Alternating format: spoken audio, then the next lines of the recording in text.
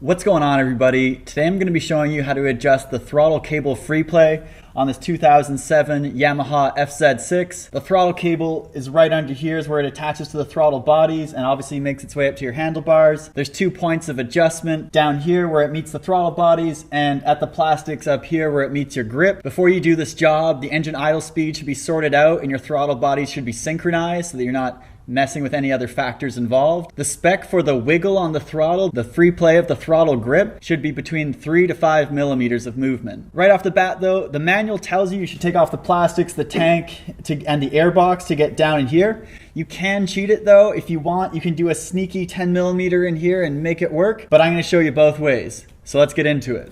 Plastic side pieces come out with a 4mm Allen, and the tank is held in by 2 5mm Allens and 1 10mm bolt. Number 2 Phillips and a 10mm are used to take off the top air box. Pliers for the hoses and a sneaky 4mm Allen to get the hidden 4 throttle body clamps. So before you start adjusting the lower part, you gotta check that this is snug. It's basically an adjustment screw right here that I'm spinning. Set this in the middle so you have some play forward or back, because that can be just a fine adjustment for you. This works the same as the brake cable adjustments on a pedal bike.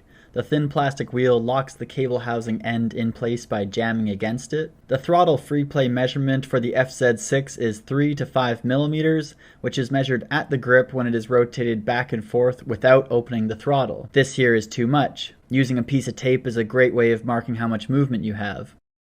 The top cable that is accessible with all the intake pieces removed does not have any adjustability, but if you want to remove the throttle cables entirely, this would have to be taken off as well.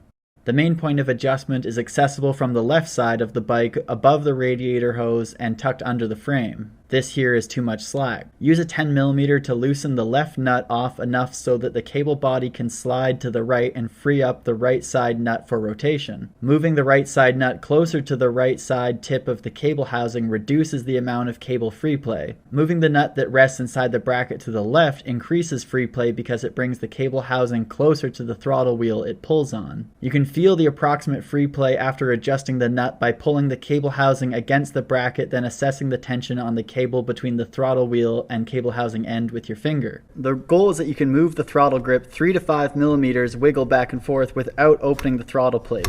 So I'm wiggling it now, not opening, getting about 3 millimeters of play.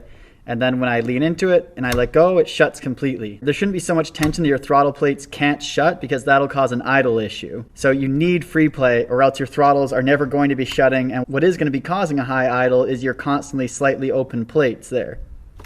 Once you have the free play set and the bike back together, idle the bike and rotate the handlebars back and forth to ensure the cables are not being pulled on at any point in the turning of the front wheel. If the cables are being pulled on as you turn the front end left or right, you will hear the idle increase because the throttle is opening, being pulled on the cable. Any signs of fraying on your throttle cable could be reason to replace them, so check for wear. That's a wrap on the throttle free play adjustment on this 2007 Yamaha FZ6. The tools you need for the job are very simple. You need a 4mm, 5mm, 10mm, a Phillips, and some strong fingers for those electrical connections. Otherwise, it's pretty light on the tools with this job. Although the manual recommends taking off the tank and the air intake and the box and all that stuff, you don't really have to do that to get a job done right. You do have to get at the bottom right here, which you can easily get at with a 10mm, but the top throttle cable coming in doesn't have any room for adjustment, and that's the main one you can access with all the top stuff off. So unless you're taking out the throttle cables, you don't really need to take off all that jazz. You need to be able to get at this and make sure your throttle at the grip is set right. If that's all good, keep an eye on your idle. Make sure after doing this job you don't have a high idle. That'd be a sign of a poorly set throttle. Make sure you measure your movement at your grip with the tape like I showed you, and it should be good. As always, I hope this video helped you, and please smash the like and subscribe button if it did. And as always, have a good day.